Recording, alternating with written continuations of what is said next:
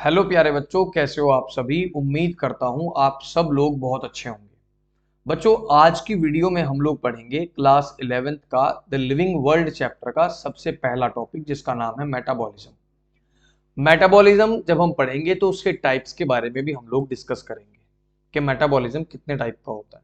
लेकिन इसके टाइप जानने से पहले सबसे पहले इसके बारे में थोड़ा सा इंट्रोडक्शन मैं आप लोगों को दे देता हूँ, क्योंकि आप लोग सोच रहे हैं कि मेटाबॉलिज्म आखिर होता क्या है। पहले तो यही बात का हम लोग पता कर लें। तो सबसे पहले मैं क्लियर कर दूं कि मेटाबॉलिज्म एक प्रोसेस है और ये प्रोसेस हर एक ऑर्गेनिज्म के अंदर पाई जाती है। अब आप लोग सोच रहे होंगे हर एक ऑर्गेनिज्म मतलब कौन से ऑर्गेनिज्म। तो ऑर्गेनिज्म भी आपके दो टाइप के होते हैं। नंबर वन यूनिसेल्यूलर और नंबर टू मल्टी सेल्यूलर। अब आपके दिमाग में सवाल यह आएगा कि यूनिसेल्यूलर और मल्टी सेल्यूलर क्या होता है। अगर आप बेसिक से सीख रहे हैं तो सवाल बिल्कुल आएगा। अगर आप लोग 10th में बहुत अच्छे तरीके से पढ़े हैं तो आपके दिमाग में ये सवाल नहीं आएगा, क्योंकि आपको पता है कि कुछ ऐसे ऑर्गेनिज्म होते हैं जो केवल एक ही सेल से बने होते हैं, उनको हम लोग यूनिसेल्यूलर कहते हैं। जो बहुत सारी सेल से मिलकर बने होते हैं उनको हम लोग मल्टी सेल्यूलर बोलते हैं। तो मेटाबॉलिज्म एक ऐसी प्रोसेस है जो यूनिसेल्यूलर में भी और मल्टी सेल्यूलर में भी दोनों में होती है। अब सवाल यह है कि इसकी दो स्टेज है। किसकी? मेटाबॉलिज्म की। मेटाबॉलिज्म की पहली स्टेज है आपकी कैटाबॉलिज्म, कैटाबॉलिज्म, और दूसरी स्टेज है इसकी एनाबॉलिज्म। अब सवाल यह है कि ये दोनों क्या है, मैं आपको बताता हूं। मेटाबॉलिज्म बहुत सारी एक्टिविटीज हैं। इन एक्टिविटीज को दो भागों में डिवाइड कर दिया गया है। पहली एक्टिविटीज कैटाबॉलिज्म के अंदर आएगी और दूसरी एक्टिविटीज आपकी एनाबॉलिज्म के अंदर आएगी।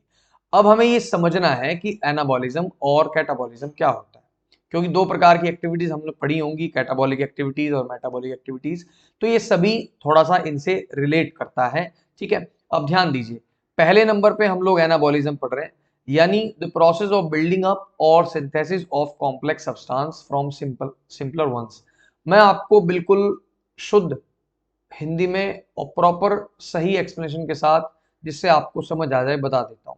देखिए, जब भी कोई छोटी छोटी चीजें यानी सिंपल सब्सटेंसेस आपस में जुड़ जाएं और एक कॉम्प्लेक्स सब्सटेंस फॉर्म करें, उस प्रोसेस को बोलते हैं एनाबॉलिज्म।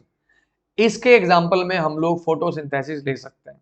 फोटोसिंथेसिस में क्या होता है, आपका CO2, आपका वाटर मिल करके एक कॉम्प्लेक्स सब्सटेंस ग्लूकोज का फॉर्म करता है।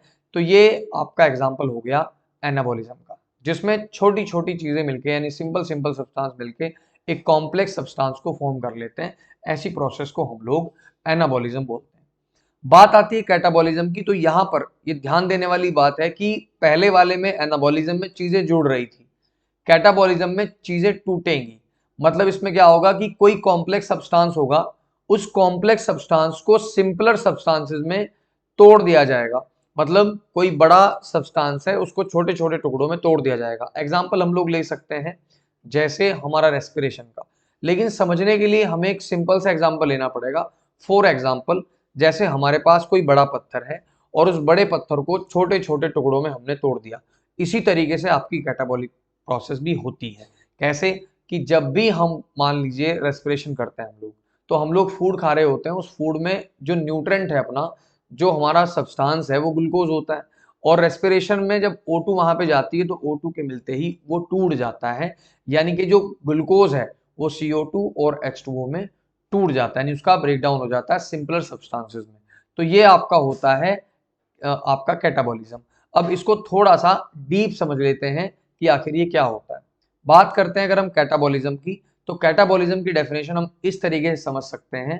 Catabolism breaks down big complex molecule, यानी ये बड़े मॉलिक्यूल को तोड़ करके into smaller easier to absorb molecule, यानी उनको छोटे टुकड़ों में कन्वर्ट कर देता है, तोड़ देता है, जिससे कि वो इजीली एब्जॉर्ब किए जा सके।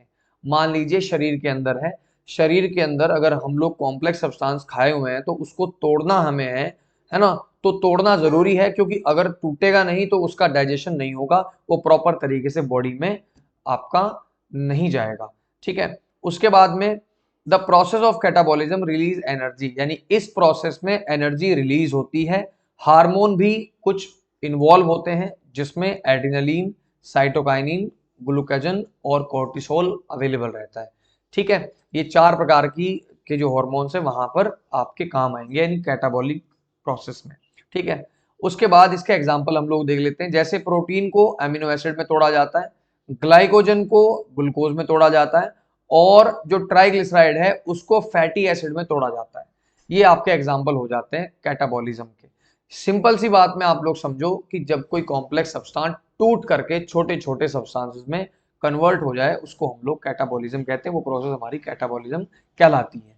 नंबर 2 पे एनाबॉलिज्म की बात करते हैं। हमने आपको बताया भी था कि जब चीजें जुड़ती हैं तो जो चीजें जुड़ती हैं उनको हम लोग, उस प्रोसेस को हम लोग एनाबॉलिज्म कहते हैं, यानी वो एक्टिविटीज हमारी एनाबॉलिक एक्टिविटीज होती हैं।